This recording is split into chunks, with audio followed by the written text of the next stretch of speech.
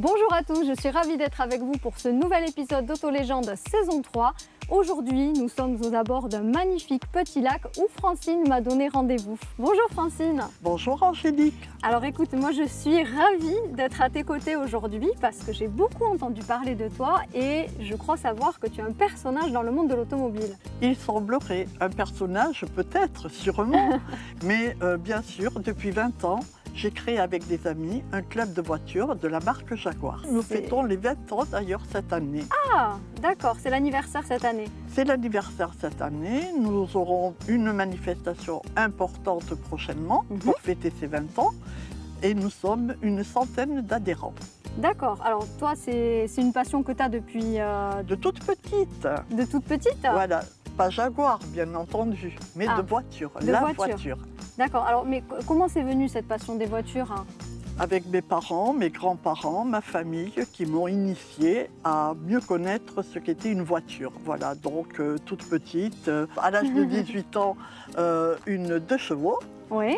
Et ensuite, à 25 ans, bien, une Renault 8 Gordini qui m'a permis de faire quelques rallyes. Ah oui, tu étais déjà tôt dans le bain. Ah, absolument. On peut dire dans le berceau. Et après, donc, ça a évolué, on y reviendra en détail, mais en fait, tu baignes depuis toute petite. Hein. De toujours. Et aujourd'hui, c'est une passion qui s'est bien entendu, on va dire, fortifiée avec le groupe de passionnés qui nous permet aujourd'hui de faire de la restauration. Et le patrimoine tu fais plein de choses. Voilà, absolument. Le patrimoine de l'automobile, nous devons aussi y penser, que ce soit marque française, anglaise, allemande ou autre. D'accord, mais moi je vois que tu es surtout Jaguar. Je vois les lunettes, je vois le collier et la voiture aussi que tu vas nous présenter aujourd'hui. Bien sûr, bien sûr. Donc ça Jaguar, c'est passion voilà. Jaguar. Je m'étais absolument dit un jour, en voyant une Type E et une MK2, à mes 50 ans, j'aurai une Jaguar. D'accord, et là aujourd'hui c'est la XK8. Aujourd'hui la XK8. Très bien, on va la regarder d'un petit peu plus près alors.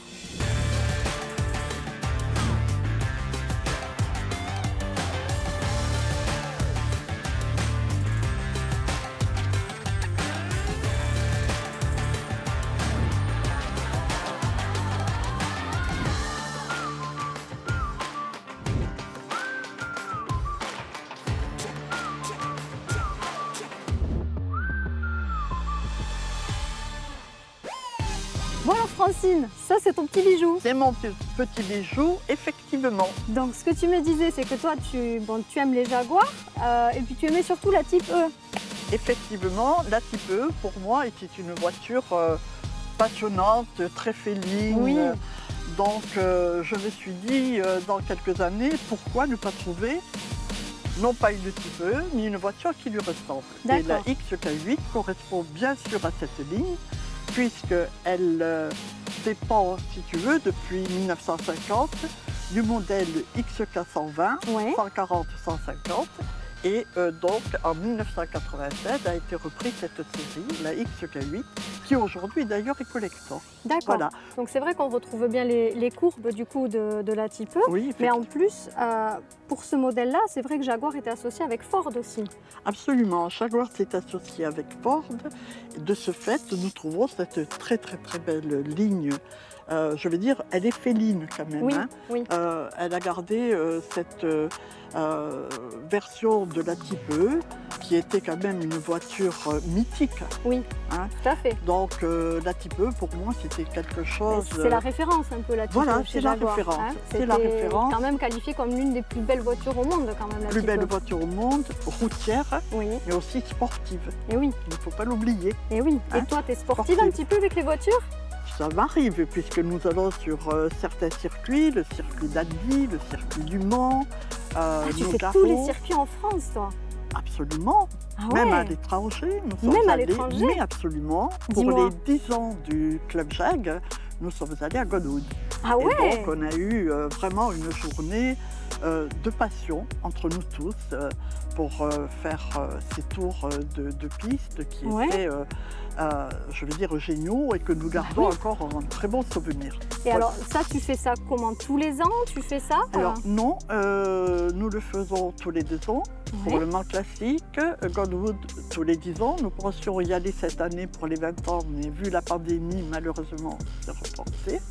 Et ensuite, dans l'année, nous faisons une dizaine de sorties. Et oui, et tu disais, il y a aussi le rallye des gazelles, où là, on n'a que des femmes.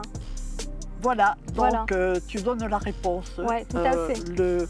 Le monde sportif de l'automobile est aussi ouvert aux femmes. Et c'est vraiment quelque chose de très intéressant.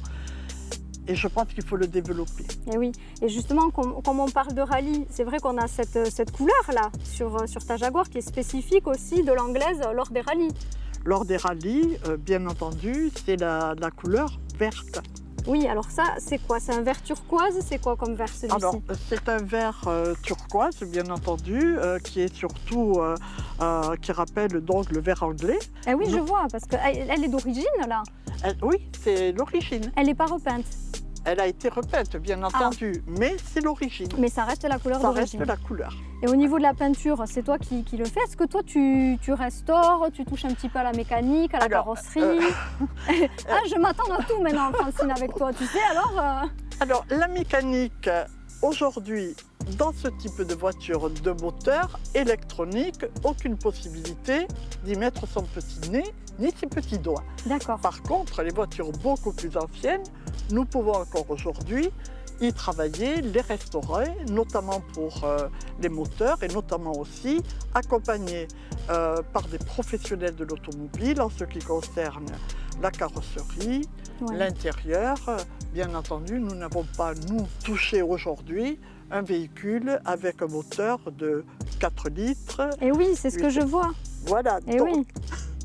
Là, c'est ce qui est marqué ici, en fait, sur le logo Jaguar. Donc, c'est un moteur de 4 litres. Absolument. C'est une 8 cylindrées. Ah oui. Il y a 294 chevaux d'île.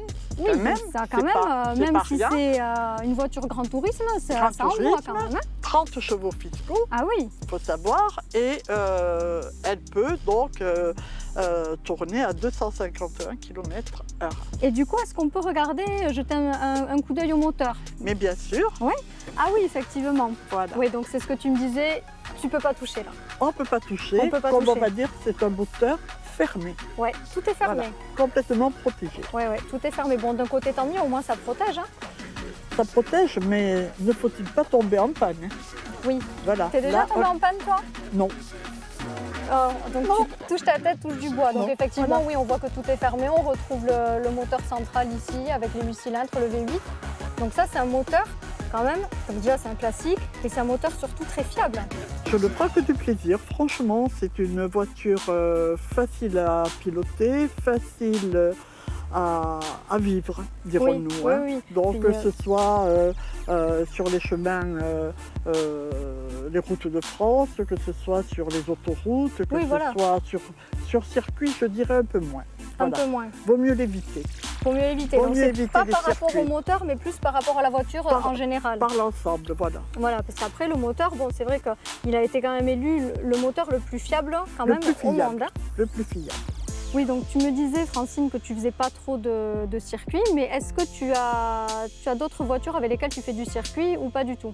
Alors, avec une autre voiture, oui, j'en ai une autre. Ah, t'en as une autre? Oui, oui. Là, actuellement? Oui, bien sûr. Et on peut la voir? Eh bien, je t'invite à venir la visiter, la découvrir. Ah, et bien avec grand plaisir, allez. Francine. Ah, mais donc c'est celle-là alors, Francine, que tu voulais me montrer tout à l'heure? Oui, voilà la voiture, donc c'est une Daimler. D'accord, c'est une Daimler celle-ci. Oui, alors du coup, là, Francine, on n'est pas du tout, on est sur une Jaguar avec une finition Daimler, mais on n'est pas du tout sur les mêmes courbes, les mêmes lignes que sur l'autre modèle. Non, pas du tout. Daimler, c'est la finition Daimler, une Jaguar. Et d'ailleurs, c'est le dernier modèle de fabrication de Sœur-Lyon. D'accord. Voilà, donc en 91, la différence est toute simple. Les phares carrés au lieu d'être ronds, et ensuite la calandre avec la griffe et le dé de Daimler. D'accord, ça c'est vraiment ce qui fait la différence. Après... Qui fait la différence. Après, Les autres XJ40 ont donc la calandre droite. D'accord. Et les phares ronds. Et les phares ronds. C'est vraiment la limousine, la voiture posée. On n'a pas envie de faire de la vitesse. D'accord. C'est vraiment, on peut dire qu'on est quand même presque plus confortable à l'arrière du coup qu'à l'avant sur ce type de voiture. Absolument. D'ailleurs, on dirait qu'on se promène dans un salon. D'accord. On est vraiment dans un fauteuil. D'accord, bah écoute, bon, celle-là elle me plaît, mais c'est vrai que quand même, moi j'ai plutôt envie d'aller essayer celle qu'on a vue tout à l'heure, la XK8. Mais bien sûr, c'est l'XK8 et puis je vais te faire découvrir la tout vitesse, tout les l'intérieur, sensations, la richesse de cette belle voiture. Allez, super.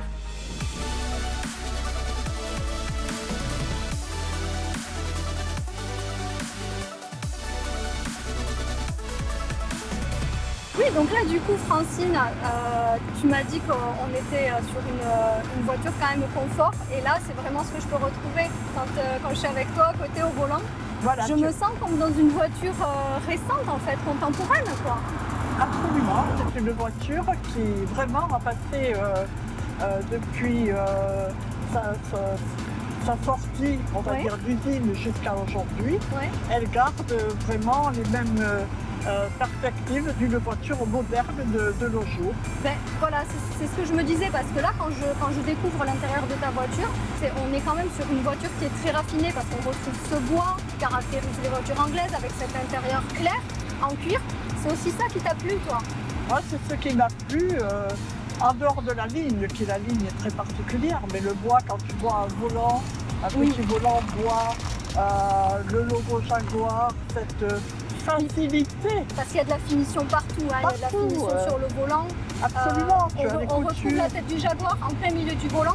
Oui. Ça, c'est une caractéristique aussi de ce modèle-là, ou c'est quelque chose qu'on retrouve aussi sur d'autres Jaguars, ça? Absolument, absolument. Et tu as, comme tu peux te rendre compte, des coutures vraiment faites main. Ah oui. Hein, oui.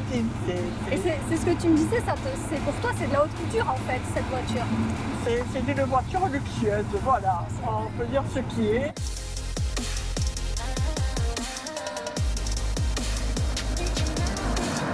En termes de prix, si on devait donner une fourchette, parce qu'on en trouve à tous les prix. On en trouve à tous les prix. On en trouve à partir de combien on peut en trouver une fourchette, on peut compter entre 15 et 28 000 euros. Oui, ça peut aller du simple au double finalement. Voilà, absolument. Parce qu'après, au niveau des accessoires à l'intérieur, alors je sais que les boîtes aussi, c'est des boîtes de Mercedes. Oui. Les boîtes auto. Donc tu as la boîte que l'on peut séquencer, la partie automatique et bien sûr tu as la partie mécanique entre guillemets qui permet, si tu veux, quand l'on roule en montagne ou autre, moi il m'arrive de l'utiliser régulièrement. D'accord, toi tu conduis des deux façons. Absolument. Et après, on est quand même, ce qu'on disait, c'est presque une voiture contemporaine parce qu'on est quand même tout confort. On a un autoradio, alors certes à cassette, mais il faut savoir que sur d'autres voitures, des fois on n'a pas d'autoradio. Là, on a quand même un autoradio intégré. Il y a l'autoradio intégré, tu as bien sûr la climatisation comme tu peux t'en rendre compte. Oui. Nous avons une chose très intéressante l'hiver, le chauffage des sièges. Et oui, parce que là on est sur des sièges en cuir chauffant. Absolument. C'est une voiture dont tu peux te servir quotidiennement ou c'est vraiment que pour les sorties, que pour les balades comme ça, les week-ends? Ah non, c'est souvent quotidiennement. Quand j'ai envie d'aller me promener ou autre, je prends cette voiture, faire mes courses aussi de temps en temps. Ah ouais, tu fais aussi tes courses avec? Oui.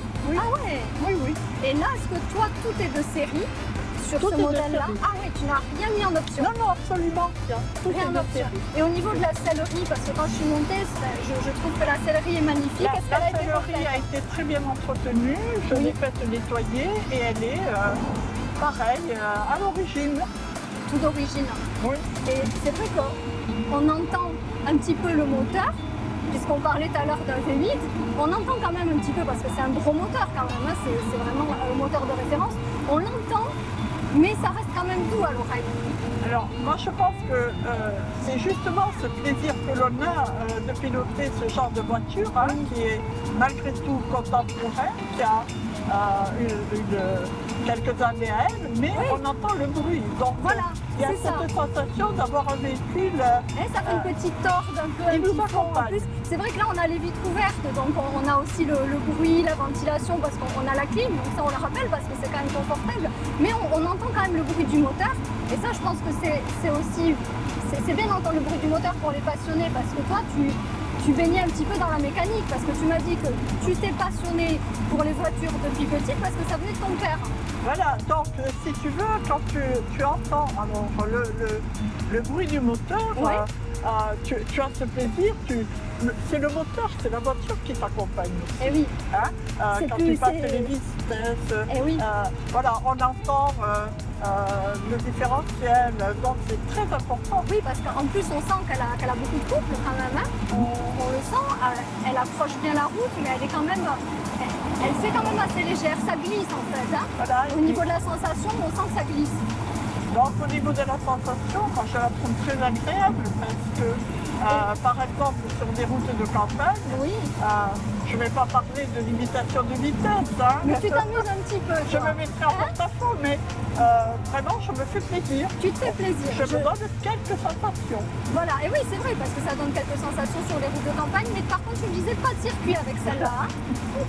Non, celle-ci sur le circuit, je pense qu'il est plus sage de la garder. Voilà, d'avoir des véhicules adaptés et appropriés au circuit, très sincèrement. Toi tu t'amuses, mais sur des routes de campagne, sur des axes autoroutiers aussi, puisque tu roules partout avec. Hein.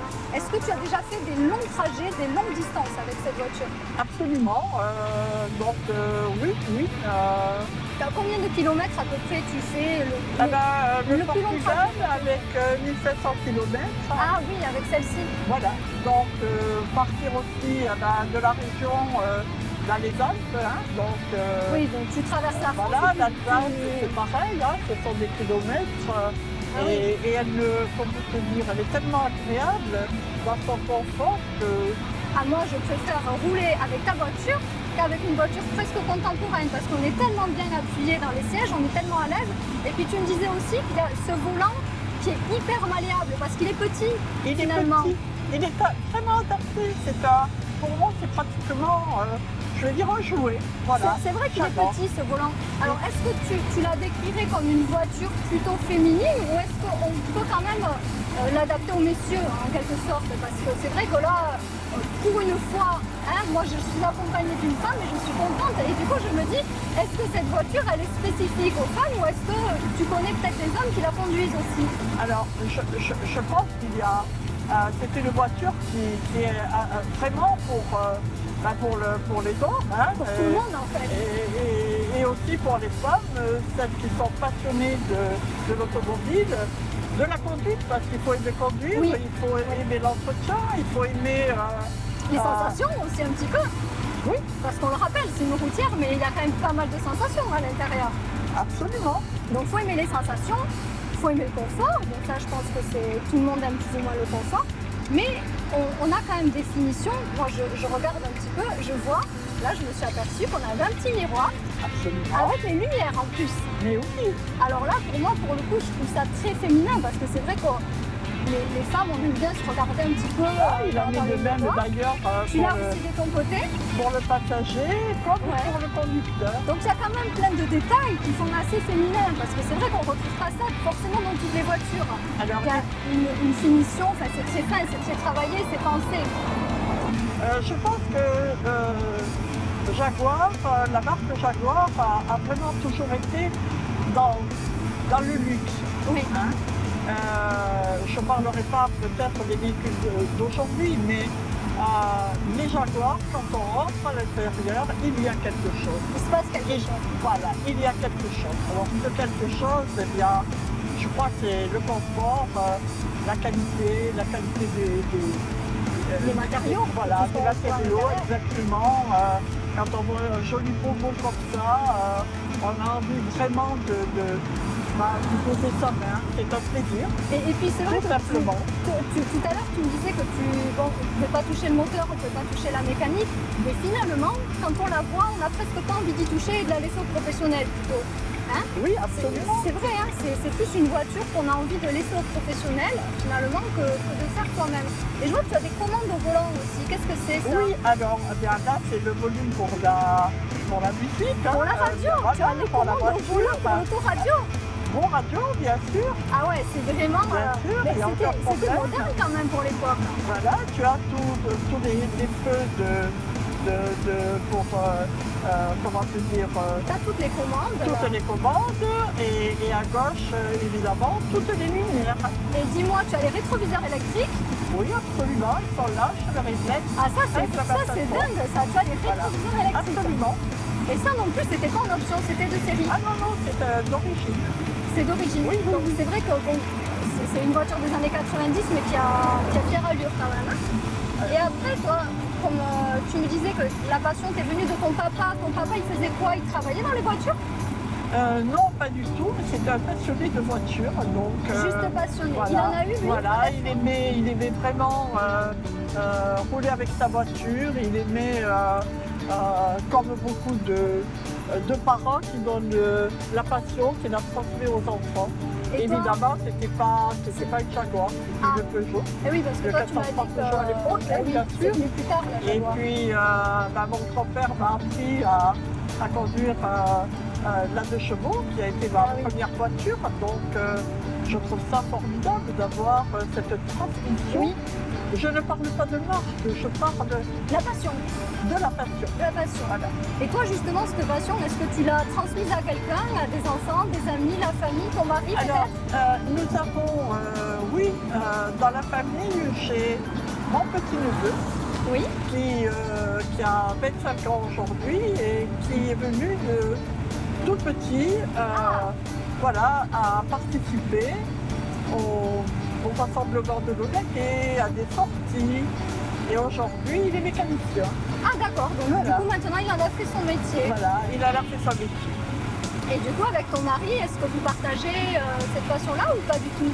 Alors, je vais dire non. Ah c'est rigolo ça, parce qu'habituellement, désolée, c'est une émission 100% féminine. Alors ton mari c'est pas du tout... c'est pas du tout sa passion. Pas du tout sa passion, pas du tout accro de la voiture. Ah ouais, c'est marrant ça. D'habitude c'est l'inverse. Si ce n'est qu'il respecte vraiment ma passion, comme je respecte les tiennes. Oui. Mais je ne te cache pas qu'aujourd'hui, il a plaisir à m'accompagner. Ah, quand même. Absolument, dans tous les rassemblements du club, où on rencontre bien sûr des passionnés, mais aussi la convivialité, l'amitié. Voilà, de rencontrer des gens, de faire des petites sorties. Et encore avec des rencontres très, très intéressantes, puisque nous avons des gens qui arrivent avec des voitures exceptionnelles, telles que la SS ou autre. Et bien sûr, nous sommes là, très curieux tous à découvrir ces nouvelles voitures. Et puis comme tu me disais tout à l'heure, c'est le plaisir de sortir, le plaisir des yeux, le plaisir culinaire aussi, parce qu'on découvre la gastronomie, on découvre plein de choses dans des rassemblements, il y a la voiture, il y a tout ce qui se passe autour aussi. Et toi, il me semble que tu as aussi plein d'autres passions. Absolument. Tu es passionné de quoi? De livres, il me semble. Alors, passionné de livres, certes oui, des illustrés modernes et aussi bien sûr des arts. Donc l'art, c'est la peinture, c'est la sculpture, c'est le patrimoine. Et oui, on rejoint toujours ça, le patrimoine, la culture. Voilà, c'est tout un ensemble en fait. Et la voiture aussi fait partie du patrimoine. Et oui, et toi tu œuvres justement pour la conservation de ce patrimoine et l'entretien aussi. Alors nous avons au sein du club des professionnels, comme je te disais, qui nous ont permis et qui permettent aux adhérents avec des véhicules, propriétaires de véhicules anciens, c'est-à-dire les années 50-60, de pouvoir les restaurer, que ce soit carrossier. Ça c'est bien. Voilà, donc je pense que c'est très important parce que bien sûr, la carrosserie, si on n'est pas d'initié, on ne peut pas y travailler dessus, il faut le savoir. Pour ce qui est aussi du cuir, des intérieurs et autres, nous avons un cellier qui vraiment accompagne un grand nombre de nos adhérents et on a cette spécificité au club, c'est de travailler en lien avec nos partenaires. Ah d'accord, vous avez des partenaires. Donc tout ça, ça entretient le patrimoine automobile. Absolument. Parfait. Alors vraiment, je suis ravie, Angélique, de ce moment passé avec toi. C'est vrai? Eh bien écoute, moi Absolument. aussi, Francine. Écoute, moi j'ai pris plaisir à te découvrir et à découvrir ta Jaguar et je pense que les spectateurs aussi auront plaisir à la découvrir. Et quant à moi, eh bien, je vous remercie pour nous avoir suivis et je vous dis à très bientôt pour un prochain épisode d'Auto Légende. Bye!